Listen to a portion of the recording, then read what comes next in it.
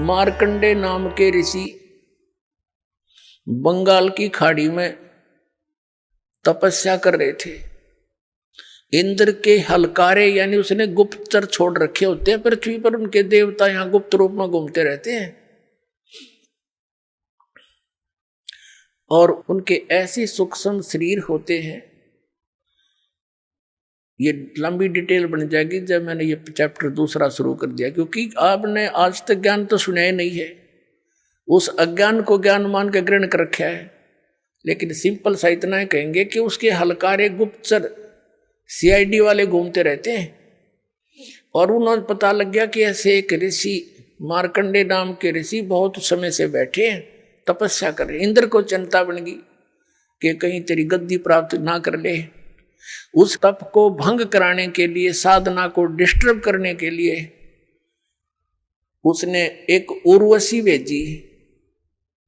एक औरत आई खूबसूरत, और उसने उस ऋषि के सामने थोड़ी सी दूरी पर डांस करना शुरू कर दिया, नाचना शुरू कर दिया। और वहां का एक सिद्धि से वहां का वातावरण ऐसा बना दिया जैसे ना गर्मी ना सर्दी, और सुगंध उठ रही हो जानो चारों तरफ से, ऐसे जानो ऐसा बड़े मनमोहक वातावरण बना दिया। अब वो नाच रही है। मार्कंडे ऋषि आधी आंखें खुली हैं, आधी बंद हैं। जब उसने सारे डांस कर लिए, अंत में वो निवस्त्र होगी। तब मार्कंडे ऋषि बोले, हे बेटी, हे माई, हे बहन, आप यहां किस वास्ते आई?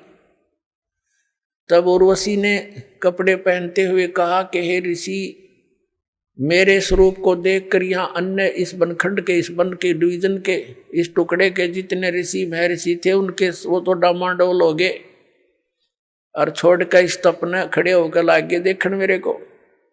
लेकिन ना जाने आपकी समाधि कहाँ गई हुई थी, ये आप जानो। आप डगमग नहीं हुए। तब मार्कंडे ऋषि ने बताया कि मेरी जो समाधि थी, समाधि क्या होती है कि यहां बैठे वो अपनी दूरबीन से, अंदर की आंखों से, ये अपनी अपनी भक्ति से रेंज घटती बढ़ती रहती है। वो कह रहा कि मैं ब्रह्मलोक में मैं डांस देख रहा था और वहां नाचने वाली औरतों की तेरे जैसी तो 7-7 नौकरानी थी। तो तेरे डांस ने के देखूं मैं, तो तेरे से इतनी सुंदर थी वो, जिनकी तेरे जैसी तो नौकरानियां थी। वहां मैं समाधि लगा रहा था। अपने आत्माओं, ये तत्व ज्ञान है, इससे दूध और पानी छनेगा, अलग अलग हो जाएगा। एक तरफ तो ये है कि मार्कंडे ऋषि ने अपनी साधना को सर्वोच्च मान रखा था। तो उर्वशी कहने लगी कि महाराज, आप एक बार इंद्रलोक में चलो।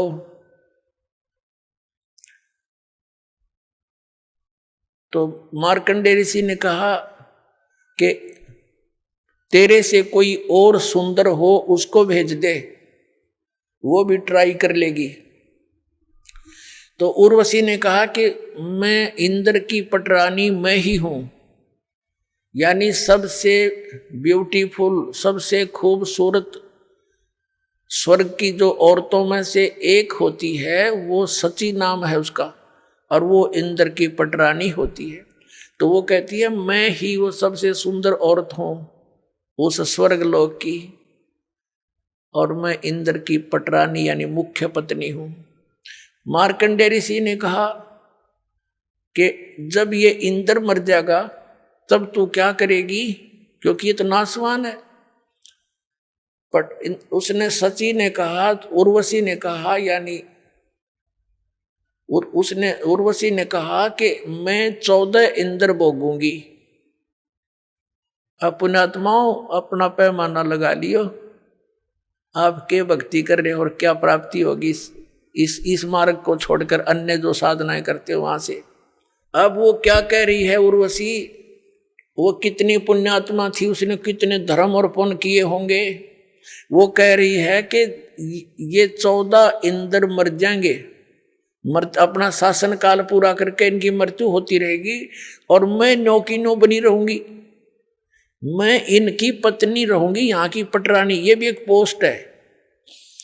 और नेक्स्ट इंद्र की वह पत्नी बनेगी, वो अपना 14 ऐसे वो 72 चौकड़ी युग, 72 चतुर्युगी, सतयुग, त्रेता, द्वापर, कलयुग, ये 4 युगों का एक चतुर्युगी होता है। ऐसी 72 चतुर्युगी तक 1008 वर्ष तक समझ लो, 1008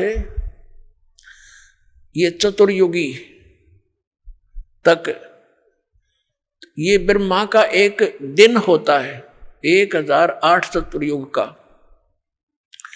तो जब और फिर रात्रि में वो नष्ट हो जाते हैं, तो कहते हैं इस एक दिन में, ब्रह्मा के दिन में 14 ये इंद्र नष्ट हो जाते हैं। तो ये क्या कहती है कि ब्रह्मा के एक दिन में 1008 चतुर्युग तक मैं तो नो की नो पत्नी बनी रहूंगी, यहाँ की स्वर्ग की देवी।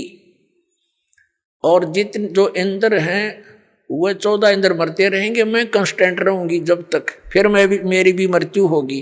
अब मार्कंडे ऋषि परिचित थे उनसे। मार्कंडे ऋषि ने कहा कि 14 इंद्र भी मरेंगे जब तू के करेगी। तो वो क्या बताती है, नियम बताती है, उसका प्रतिफल बताती है, सच्चाई बताती है कि जितने अंदर में भोगूंगी वो तो गधे बनेंगे मृतलोक में, पृथ्वी पर, और मैं गधी बनूंगी। मार्कंडेय ऋषि माथे माथ मारता है, फिर जहां का राजा गधा बने और वहां की पटरानी गधी बने, तो मुझे ऐसे लोक में क्यों ले जावा थी तू। तब उस इंद्राणी ने कहा कि इसलिए ले जाना चाहती थी कि मेरी इज्जत रह जाती, नहीं तो मेरी मजाक करेंगे, मुझे सजा दी जाएगी कि तू हार के आगी। या दंड देता है वो जो उस लड़कियों को भेजता है किसी को, जैसे विश्वामित्र तपस्या करे था, उर्वशी भेज दी इस इंद्र ने, उसके साथ उसका संपर्क हो गया। एक लड़की होली ना जब जन्म करके और छोड़ कर जाती रही अक्षमाल ऋषि जी, फिर वो विश्वामित्र रोनता अंड है। तो ऐसी स्थिति है इनकी।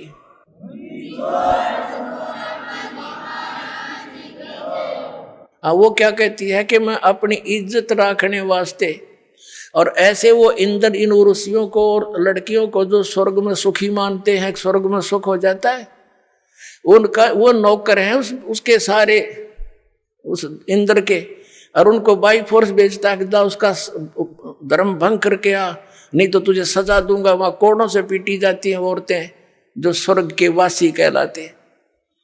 इस डर के मारे वो कह रही है कि मुझे दुआगन करेंगे, सजा दी जाएगी, आप एक बार चल पड़ो। तब मार्कंडेय ऋषि ने कहा था कि किस लिए ले जाना चाहती थी, कि अपनी इज्जत रखने के लिए,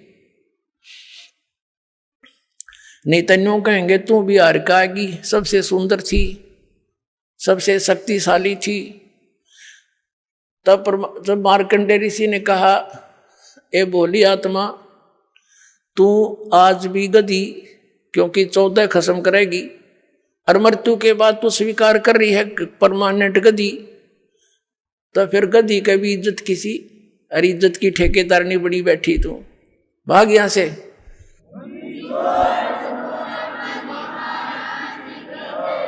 फिर क्या हुआ कि इंद्र आ गया वहां पर, स्वर्ग का राजा आ गया और कहने लगा, हे बंद निवाज,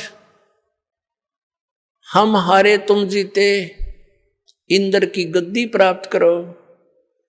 मार्कंडेय ऋषि कहने लगा, अरे अरे इंद्र तू क्या कह रहा है, इंद्र की गद्दी तो हमारे लिए काग की बीट है, हमें नहीं चाहिए, तो ये रख अपने को। और फिर मार्कंडेय ऋषि ने कहा, इंद्र बात सुन बैठ जा। अब इंद्र तक खुश हो गया कि ऋषि ने बख्श दी मेरी गद्दी वापस, अभी हमने तो इतना ज्ञान है। तब समझाने की चेष्टा की मार्कंडेय ऋषि ने कि देख, मृत्यु के उपरांत तू पशु बनेगा, गधे की योनि में जाएगा, आजा तुझे ऐसी भक्ति बता देता हूं, तेरा बहुत मोक्ष तेरा मोक्ष हो जाएगा, ब्रह्मलोक में चला जाएगा। अब और इंद्र क्या कहता है कि महाराज जी इब तक मौज करने दो, फिर देखूंगा, फिर बोलो। अपने आत्माओं सब के वह बीमारी है जो इन स्वर्ग के देवताओं तक के, अपने भी यही है। अब जैसे ये दास किसी को, अपने मित्र प्यारे को, जैसे दास जूनियर इंजीनियर की नौकरी करता था जेई की, तो उन अपने साथियों को भी कोशिश की समझाने की, जो जिसको थोड़ा सा ज्ञान स्वभाव था उसको बैठा के समझाने की चेष्टा की। तो वो क्या कहता, भाई फिर देखांगे, फिर देखांगे। फिर के देखाएं, गधा बने पाछा तो कुमार देखेगा। फिर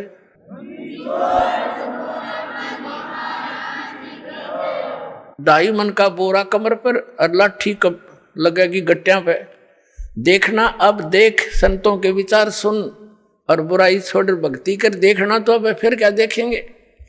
वास्तविकता ये होती है कि कोई तो गुटी सुटी लावे, 2 पैसे का ब्यों तो दे, बकवाद शुरू करता है ये प्राणी। 2 पैसे माया अधिक हुई ना, और ये नरक में जाने की टिकट बनी ना, तुरंत बन जाती है। तो उनका वह किसी पर गुटी ना छूटे, किसी पर रिश्वत ना छूटे, और कोई 100 बुराइयों में ग्रस्त हो जाता प्राणी। तो वो इस कारण से यूं कहता फिर देखेंगे, और फिर कुछ एक यहाँ तक कह देते थे किसने देखी है, देखी जाएगी।